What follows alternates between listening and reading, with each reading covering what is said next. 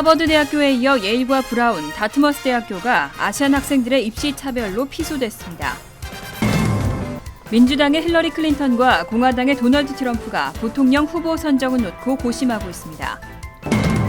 11월 대통령 선거를 앞두고 영주권자들의 귀화 신청이 크게 증가하고 있습니다. 매분이 프로그램 폐지 요구안이 운영위원회에서 제외되면서 폐지 위기를 넘겼습니다. 뉴욕주가 메모리얼 데이를 맞아 2주간 안전벨트 착용 집중 단속을 시행하고 있습니다. 이 사항은 이 시각 주요 뉴스입니다. 여러분 안녕하십니까? KBN 뉴스입니다. 아이비리그 명문대들이 입학 전형에서 아시안 학생을 차별한다는 이유로 잇따라 피소되고 있습니다. 지난해 하버드대학교에 이어 예일과 브라운, 다트머스 대학교가 아시안 학생들의 입시 차별로 논란이 됐습니다. 한인을 포함한 아시안 교육단체 130여 곳으로 이뤄진 아시안 아메리칸 교육연합은 지난해 하버드에 이어 23일에는 예일과 브라운, 다트머스대를 상대로 법무부와 교육부에 입시 차별 조사를 촉구하는 행정소송을 제기했습니다. 아시안 아메리칸 교육연합은 이들 명문대가 수십 년간 아시안 지원자들을 대상으로 구조적 차별을 행하고 있다고 밝혔습니다. 실제로 대학 내부 관계자와 전직 교직원들도 입시 차별 행위가 존재한다는 입장을 밝힌 바 있었고 합격자 통계도 차별의 가능성을 시사하고 있습니다. 지난해 10월 발표된 전국대학 입학사정관 대상 설문조사에서는 사립대 입학사정관의 51%가 아시안 학생이 타민족 학생에 비해 입학심사에서 더 높은 기준을 적용받고 있다고 대답했습니다. 이 밖에 프린스턴대 교지인 프린스토니아는 지난 20년간 아시안 입시생은 2배 이상 늘었지만 전체 입학생 가운데 아시안 비중은 전혀 증가하지 않았다는 주장을 제기했습니다. 지난 1970년대부터 현재까지 하버드와 예일 등의 신입생 중 아시안 비율은 줄곧 20% 정도에서 변하지 않고 있습니다. 민주당의 힐러리 클린턴과 공화당의 도널드 트럼프가 대선을 함께 치를 부통령 후보 선정을 놓고 고심하고 있습니다. 클린턴은 성공한 기업인을 거론하고 있고 트럼프는 정치권 출신으로 압축했습니다. 민주당의 힐러리 클린턴 전 국무장관은 부통령 후보로 성공한 기업인을 거론하며 경제부통령으로 범위를 확대했습니다. 클린턴은 22일 NBC 방송에서 러닝메이트를 놓고 선출직 공직자뿐 아니라 성공한 기업인들이 있다며 NBA 구단주 마크 큐반을 언급했습니다. 워싱턴 포스트는 클린턴이 트럼프와 맞붙을 러닝메이트 인사로 재계 지도자들에게도 문호를 열어놨다고 평가했습니다. 트럼프는 각종 여론조사에서 공화당 지지층과 무당파로부터 경제 분야에서 클린턴보다 후한 점수를 받고 있습니다. 이 때문에 클린턴이 자신의 약점을 보완하며 트럼프를 견제하는 목적으로 기업인을 거론했다는 해석입니다.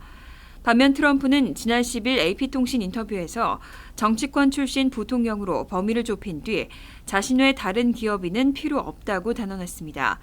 다만 정치 경력이 부족하다는 점이 국정 지도자로서 한계가 될 수 있는 만큼 정치와 의회 경험을 갖춘 부통령이 필요하다는 입장입니다. 미 언론들은 트럼프 지지를 선언한 크리스 크리스티 뉴저지 주지사와 공화당 원로인 뉴트 깅리치 전 하원의장을 후보군에 올렸습니다. 11월 대통령 선거를 앞두고 영주권을 가진 이민자들의 귀화 신청이 크게 증가하고 있습니다.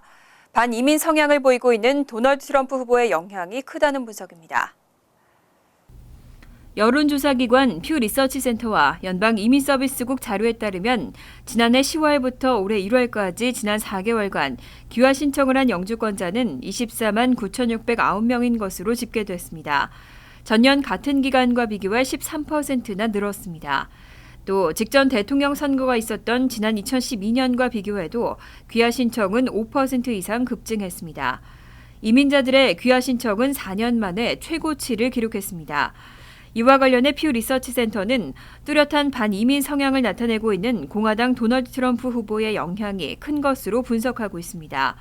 트럼프 후보에 대한 이민자들의 반감이 크게 작용한 것으로 보인다는 지적입니다.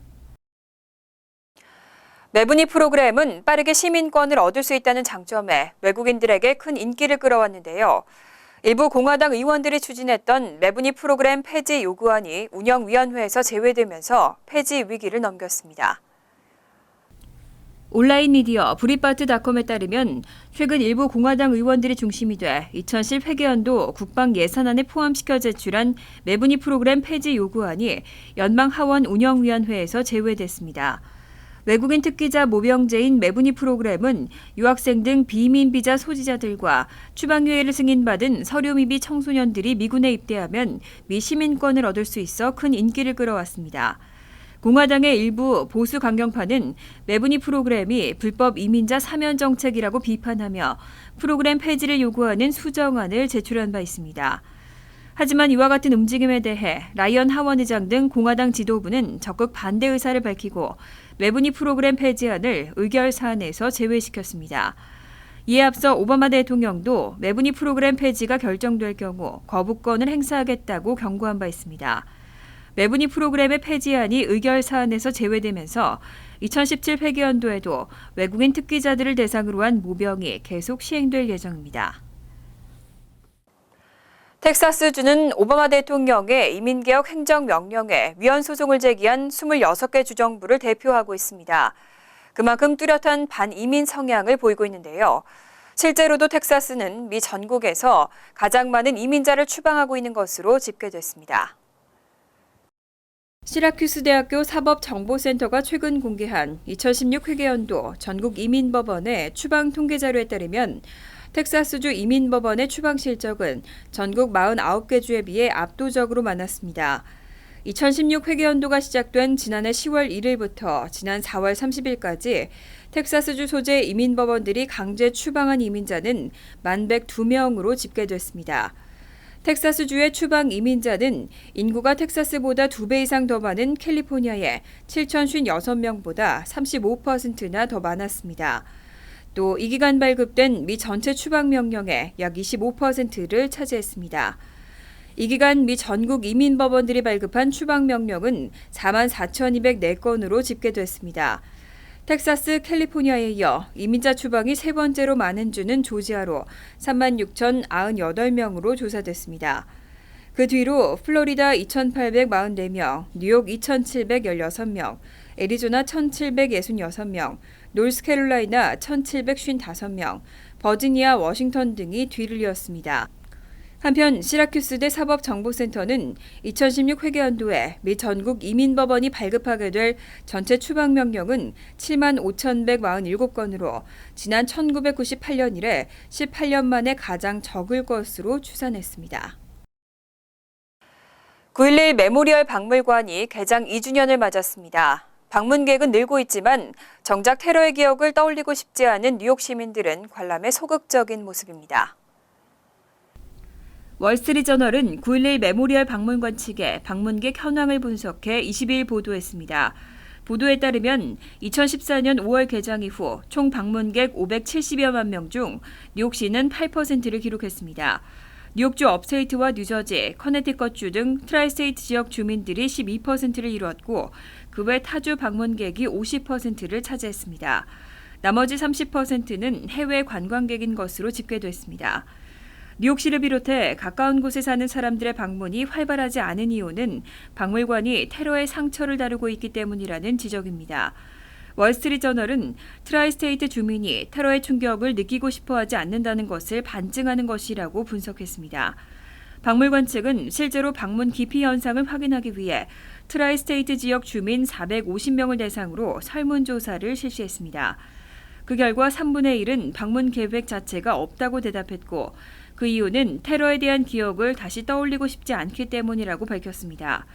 한 번이라도 방문한 적이 있다는 답변은 16%에 불과했습니다. 여름방학 시즌을 맞아 한국을 방문하는 미주 한인들이 늘고 있습니다. 그런데 이 가운데 유학생과 여행자가 마약 반입의 루트라는 이야기가 나오고 있습니다. 한국관세청이 불법 마약류를 차단하기 위한 단속을 대폭 강화하고 있습니다. 인천공항 세관 마약조사관실과 국제우편세관을 중심으로 구성된 마약단속 전담부서는 최근 인편 및 우편을 통해 한국으로 불법 반입되고 있는 불법 마약류에 대한 검색과 감시를 강화하고 있는 것으로 나타났습니다. 최근 몇 년 사이 마약 밀수가 지속적으로 늘고 있는 데다 미국 등지에서 한국으로 마약을 반입하는 유학생이나 여행자가 증가하는 것에 따른 조치입니다. 특히 얼마 전부터 강남 유흥가 등에서는 일명 신의 눈물 등 신종 마약이 기승을 부리고 있는 것으로 나타났습니다. 실제로 지난달에는 학원 강사 이 씨를 포함한 26명이 LA에서 제조된 액체 성분의 마약 4,530ml를 한국으로 몰래 들여온 뒤 판매해 1억 2천만 원을 챙긴 혐의로 불구속 입건된 바 있습니다. 관세청 관계자는 보통 방학 등 성수기 시즌이 되면 국가별로 위험 요소를 구분하고 입국자와 반입 물품에 대해 검색을 강화하고 있다고 밝혔습니다. 특히 미국의 경우는 국제우편 특송화물, 유학생 등의 경로를 통해 한국으로 반입되는 신종 마약과 관련한 검색이 강화된다고 덧붙였습니다. 뉴욕주가 메모리얼 데이를 맞아 2주간 안전벨트 착용 집중 단속을 시행하고 있습니다.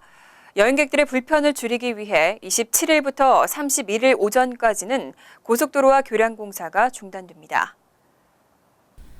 뉴욕주 경찰은 23일부터 다음 달 5일까지 2주간에 걸쳐 안전벨트 미착용 집중 단속 캠페인 버클업 뉴욕을 시행합니다.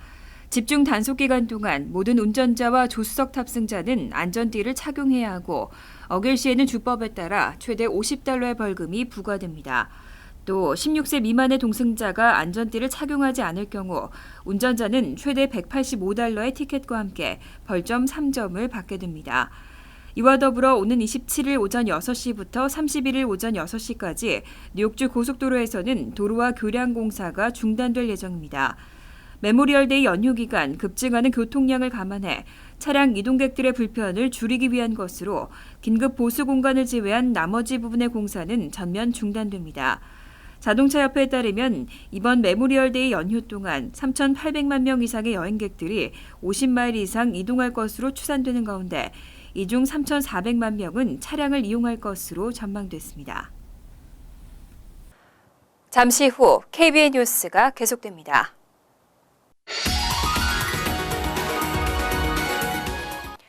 이어서 LA 지역 한인사회 소식입니다. 캘리포니아주 중부와 남부에서 대형 산불이 잇따라 발생했습니다. 피해 규모는 점점 더 확산되고 있습니다. 가주 소방국에 따르면 어제 오후 3시 30분쯤 셀리나스 강과 피나클스 국립공원 사이 솔데드 인근에서 산불이 발생해 오늘까지 약 4,000에이커의 산림이 소실됐습니다.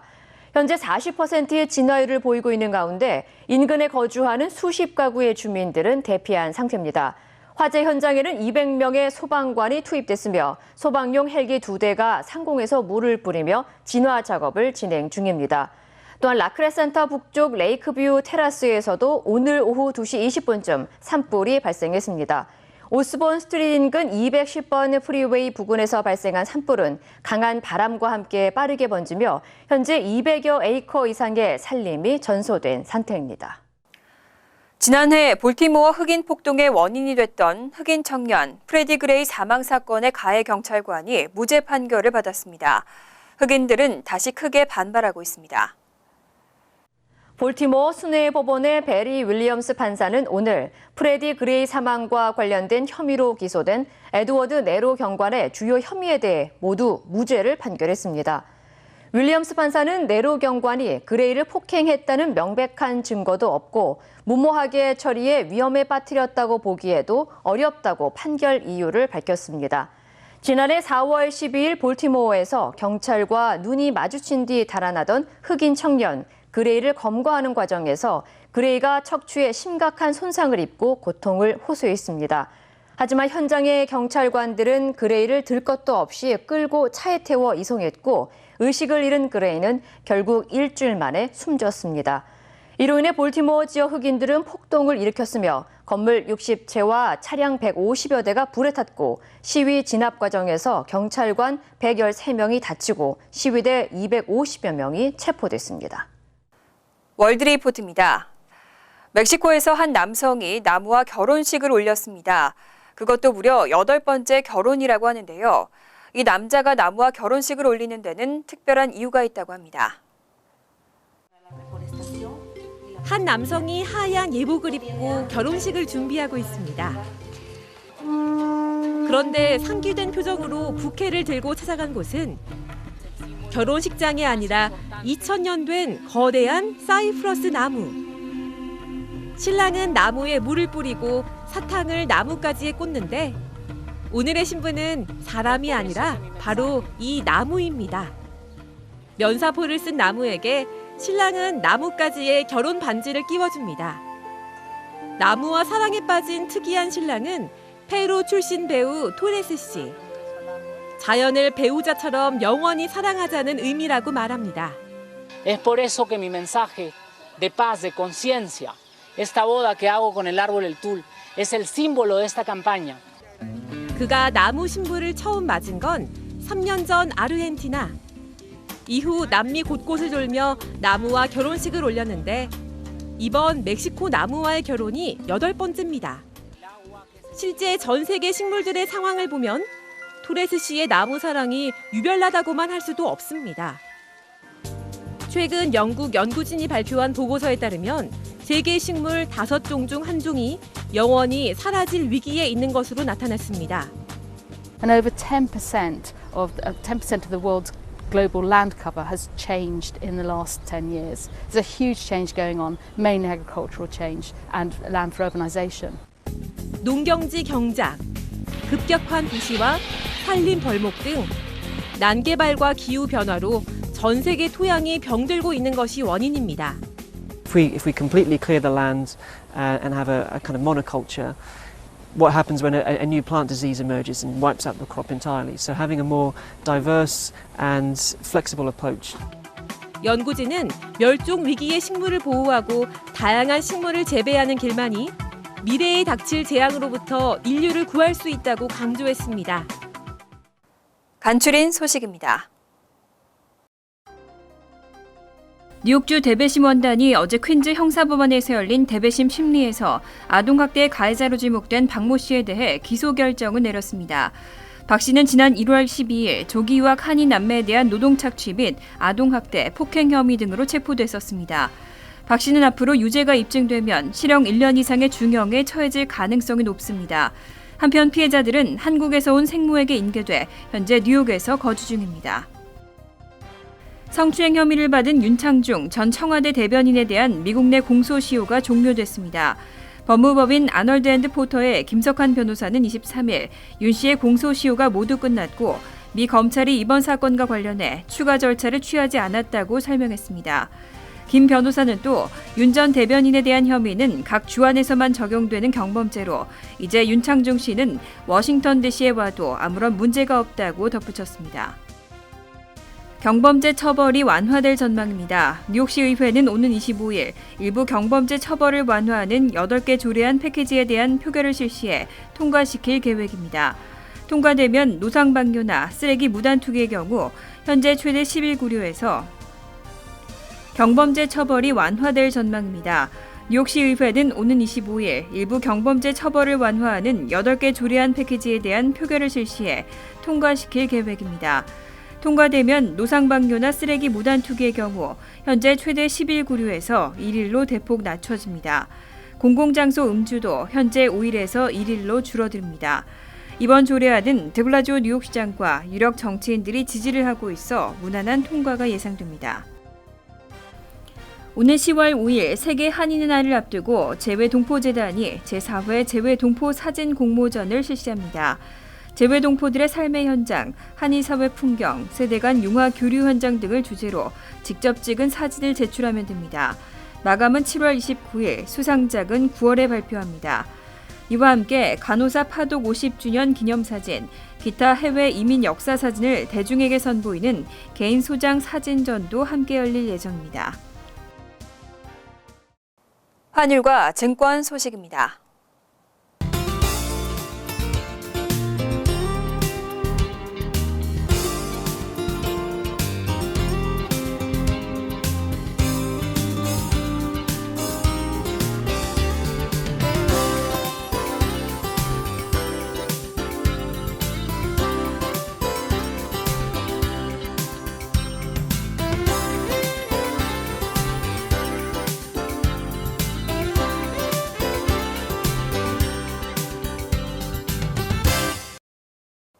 이어서 날씨입니다. 수요일은 화창하고 더운 날씨가 되겠습니다. 낮 최고 기온은 85도, 섭씨 29도, 밤 최저 기온은 64도, 섭씨 18도로 예상됩니다. 목요일도 화창하고 더운 날씨에 습도 역시 높겠습니다. 금요일도 화창하고 더운 날씨가 이어지겠습니다. 이상으로 KBN 뉴스를 마칩니다. KBN과 함께 즐거운 시간 되시기 바랍니다.